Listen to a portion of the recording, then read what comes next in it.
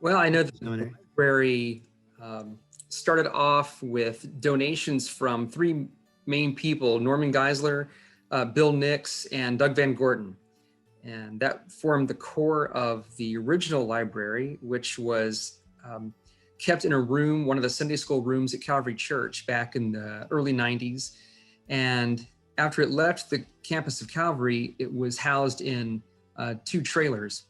Well, actually one trailer. One trailer was the library and the other trailer was the administration building, and that was the seminary, and it was parked outside of McKee Road Baptist Church until they found the property where they built the original freestanding campus on Tilly Morris, and then the library had its own room, and depending on who walked in the room, they either said, wow, this is huge, or wow, this isn't big enough.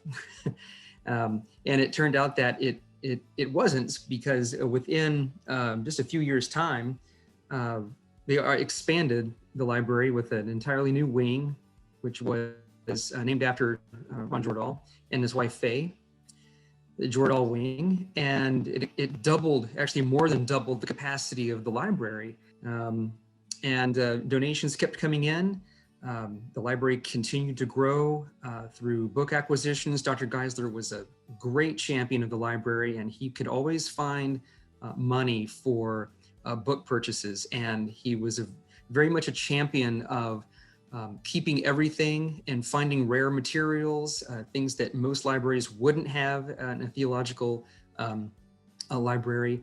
Resources that would be very difficult to get because of different groups that would not want their publications being owned by an evangelical school necessarily. But we were able to amass a very extensive and very unique collection that covered a wide variety of theological viewpoints, a wide variety of religious viewpoints, world religions, history, aberrant groups, cultic groups, and new religious movements, both in the United States and abroad. And also a very large collection of religious ephemera that was the kind of stuff that Dr. Geisler always said, you want to find these pamphlets and publications because that's where a lot of the theological stances are really expressed in, not necessarily the mainstream publications anyone can buy off of Amazon. You want the in-house published views of these groups. And so we had a large collection of that material as well. Yeah, there was a huge push in the early days for donations, and a lot of people were very welcome and very enthusiastic about donating their libraries, especially retired pastors. That really grew the collection greatly. And students and also donors would ask, what does the library need?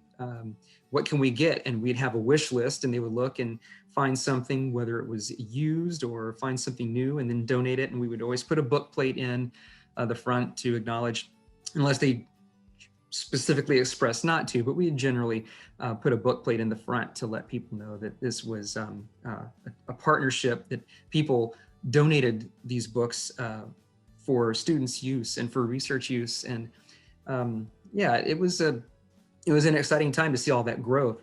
One of the last great additions we had to the library that really made our library not only the largest that it ever was, but made it very unique as far as our philosophy collection, was two different seminaries in upstate New York folded at one point in time. Actually, one folded and the other one absorbed it, and then that seminary folded, and the books were put into a warehouse in California. And Dr. Geisler said, in order to increase our philosophy books, because these are too expensive, that all these books would go out of print or would be very expensive in their reprint form. And so Dr. Geisler said, the best way to get this stuff is to find a Catholic seminary or find a Catholic collection, because in the 20th century, the Catholic schools really emphasized philosophy and had some of the best philosophy teachers and writers in the history of philosophy, as well as philosophical realism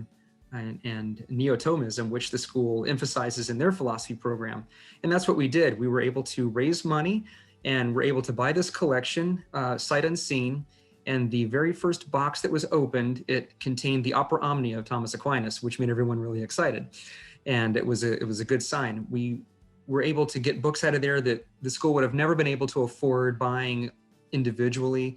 And we probably took about half of what we actually purchased, and the rest of it we gave away or sold or donated to the Salvation Army, and also Better World Books took a lot of that material off their hands that it really didn't have any use for us. Books that had nothing to do with theology or were out of date history and science books, or things that we just had duplicates and triplicates of already. And that got the library to its peak.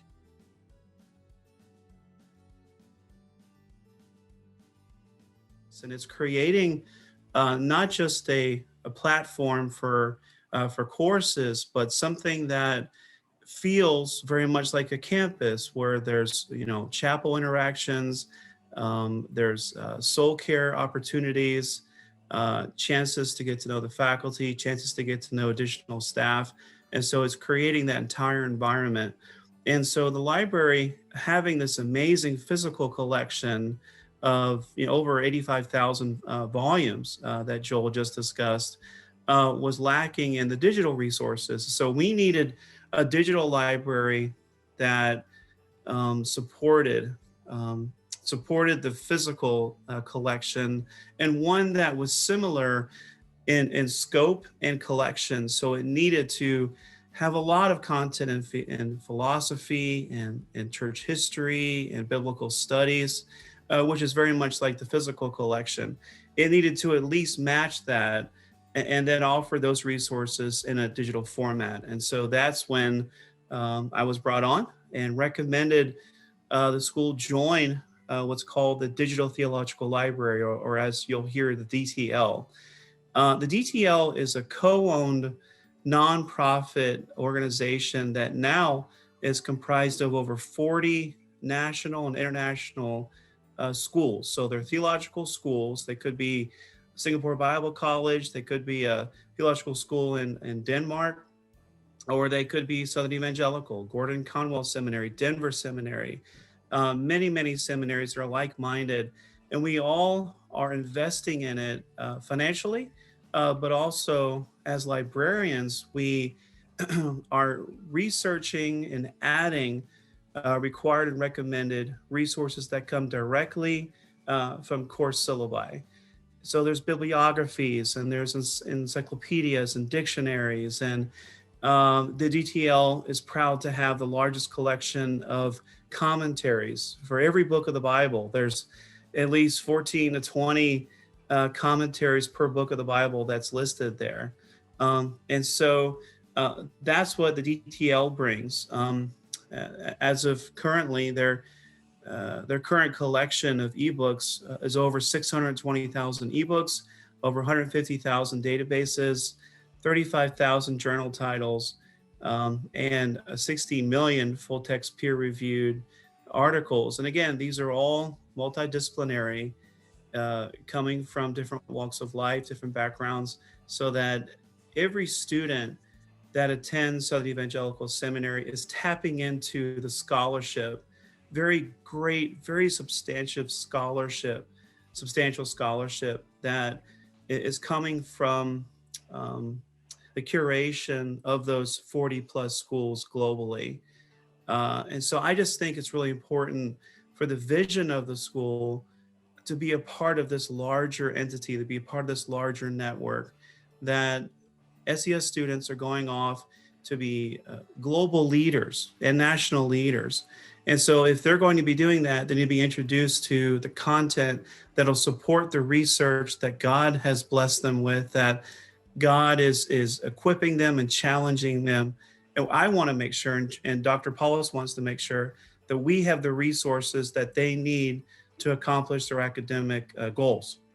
And whether that's in the library physically, or just sitting in your kitchen, or on an airplane, or sitting in your office, or preparing for a sermon, no matter where you are, that you have access to this amazing collection.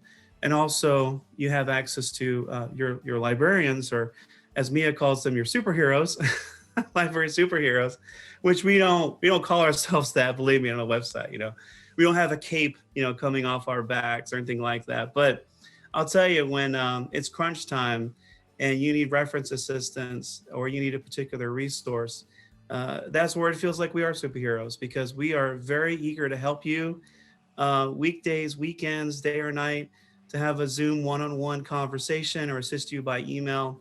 It really is a partnership with Dr. Land and the faculty to make that happen.